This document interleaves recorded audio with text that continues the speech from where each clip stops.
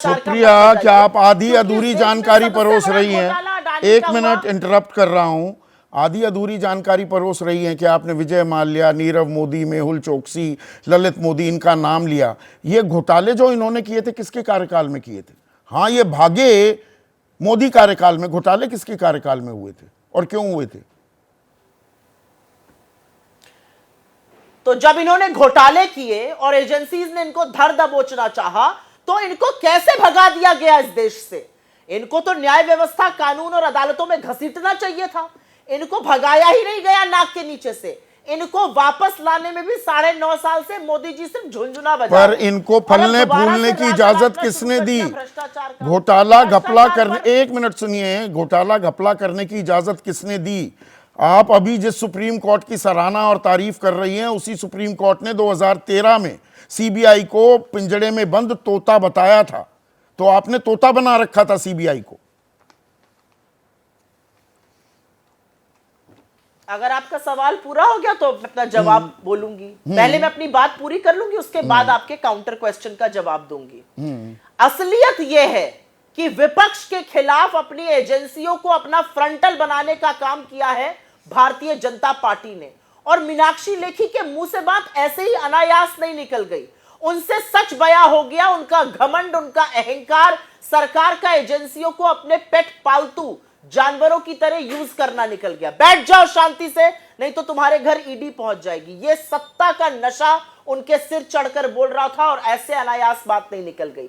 आपने मुझसे पूछा कैसे करने दिया, क्या करने दिया? लोग मिसयूज करते हैं कानून का, लोग मिसयूज करते हैं नियमों का। कानून व्यवस्था का सामना करना पड़ता है, कोर्ट तक घसीटा जाता है। यहां तो भगा दिया गया, लाने की कोई सुधि नहीं है। शाम को कहिए 70,000 करोड़ का घोटाला किया, अगली सुबह अपने साथ शपथ दिला लीजिए, गंगा में डूबकर सारे दाग धब्बे धोकर नारायण राणे से लेकर हेमंत बिस्व शर्मा और अब अजीत पवार और प्रफुल्ल पटेल शामिल हो चुके हैं। जो इनके पास चला जाएगा वो सुच्चा साफ हो जाएगा, जो बाकी कहीं और है वो गंदा है। 95% केसेस ऐसे ही ईडी के खिलाफ हो रहे हैं।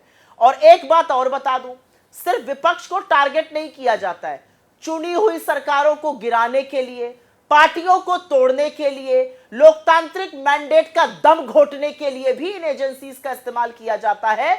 और वो इस्तेमाल मध्य प्रदेश में हुआ है, वो गोवा में हुआ है, वो अरुणाचल में हुआ है, वो नागालैंड में हुआ है, वो तमाम जगह हुआ है। और जो प्रधानमंत्री आरोप लगाते हैं, ये भ्रष्टाचारियों का एक गिरोह है, जो ये इंडिया आपने अलायंस बना लिया है और ये अपनी जान बचाने के लिए जा रहे हैं।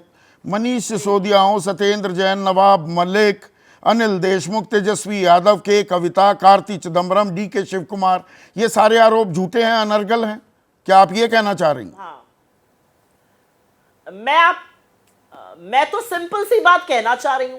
9.5 साल से सत्ता आपके हाथ में है, सारी एजेंसियां आपके हाथ में, जांच आप जिसकी जब चाहे कराते हैं, जो चाहे सबूत लेके चले आते हैं। अगर इनमें से एक भी केस में जरा सा भी सच और तथ्य होता तो लोगों को जेल भेज दीजिए, कन्विक्ट कराइए। एक व्यक्ति का कन्विक्शन नहीं हुआ है पिछले 9.5 साल में, क्योंकि ये राजनीति और द्वेष और प्रतिशोध से प्रेरित सारे केसेस हैं। ये असलियत है। मोदी जी भ्रष्टाचार का झुंझुना बजाते हैं। अडानी पर आपका मुंह नहीं खुलता। अडानी का चीन से संबंध, अडानी की शेल कंपनीज के बारे में चर्चा होती है। अडानी ने घोटाला किया शेयर मार्केट में, उस पर आप नहीं बोलते। इस महा घोटाले को आपको पूरा संरक्षण है। श्री सीमेंट को खरीदने कोई और कंपनी जाती है, उस पर IT रेड हो जाती है। आपको ये पता है ना, श्री सीमेंट ने डाला सांघी इंडस्ट्रीज को खरीदने की बिड, IT रेड हुई, वो रेस से बाहर हुआ, अडानी ने कल वो कंपनी खरीद ली। इस तरह से आप अडानी की मदद करते हैं, महा घोटाले को पोलते पासते बड़ा अडानी के साथ झुंझुना बजाने का काम छोड़ दीजिए। 70,000 करोड़ का मैंने पहले जिक्र किया, वो घोटाले का आरोप लगाया था प्रधानमंत्री मोदी। जिस अडानी की आप बात कर रही हैं सुप्रिया, उन्हीं के साथ आप ही की राजस्थान सरकार, जहां मुख्यमंत्री अशोक गहलोत हैं, 70,000 करोड़ का MOU भी कर लेते हैं। आपकी जानकारी के लिए मैं बता दूं, हम ना बिजनेस के खिलाफ है ना अडानी के खिलाफ है। हम किस चीज के खिलाफ है? हम खिलाफ हैं कि अगर फाइनेंस मिनिस्ट्री ने और नीति, नहीं ऊ ना करिए, सुनिए, अगर फाइनेंस मिनिस्ट्री और नीति आयोग ने लिखित में कहा है कि अडानी के लिए SEZ और एयरपोर्ट नहीं देने चाहिए, तो आप रूल रातों रात जो बदलते हैं, हम उसके खिलाफ हैं। अडानी को अपने हवाई जहाज पे बिठा के जो आप दुनिया भर में घुमाते हैं अपनी ऑफिशियल ट्रिप्स में और उसके बाद उनको प्रोजेक्ट मिलता है, हम उसके खिलाफ हैं। हम खिलाफ हैं कि लोगों की कनपटी पर ईडी और इनकम टैक्स की बंदूक रखकर उनको रेस से बाहर कर दो, अडानी को प्रोजेक्ट मिल जाए, उसके खिलाफ हैं। हम खिलाफ है कि एनसीएलटी में 80 से 90% तो यहाँ भी पॉलिटिकल कन्वीनियंस है क्या? एक मिनट सुप्रिया, तो सबको एक ब्रश से पेंट मत करिए। ठीक है, ये पॉलिटिकल आप गलत कन्वीनियंस काम भी कर है रहे क्या? हैं। नहीं कोई नहीं political नहीं convenience नहीं, नहीं ये है। पॉलिटिकल कन्वीनियंस We are है क्या? calling a एक spade a तरफ spade। भ्रष्टाचारी हैं, आप एक गलत तरफ कह वो अच्छे कारोबारी हैं, पर पत्रकारिता कोई इमोशन नहीं है, ना अपना कोई ज्ञान देना है और ना कोई विचार थोपना है। पत्रकारिता क्या है?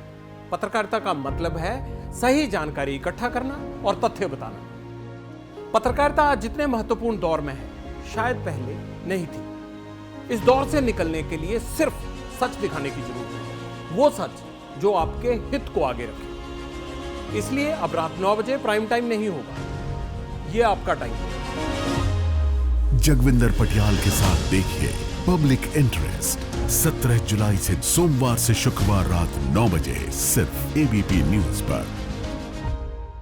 एबीपी न्यूज आपको रखे आगे।